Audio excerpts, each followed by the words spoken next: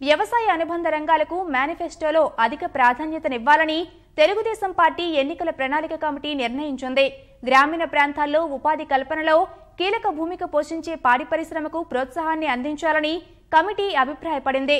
అన్ని రకాల అంశాలను పరిగణలోకి తీసుకుని మార్చి 2వ వారానికి మేనిఫెస్టోకు తుది రూపునిచ్చేందుకు శరవేగంగా అడుగులు వేస్తోంది.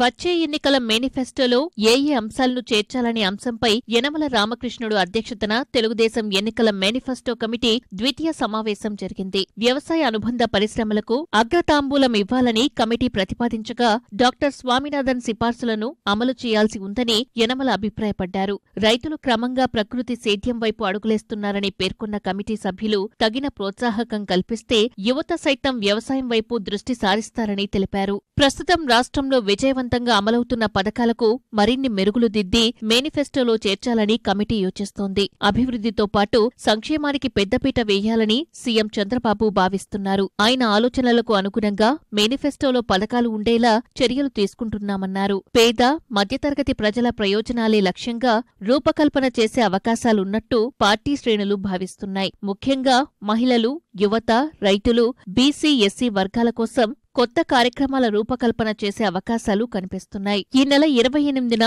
జలవనరుల రంగంపై మేనిఫెస్టో కమిటీ తదుపరి సమావేశం జరగనుంది.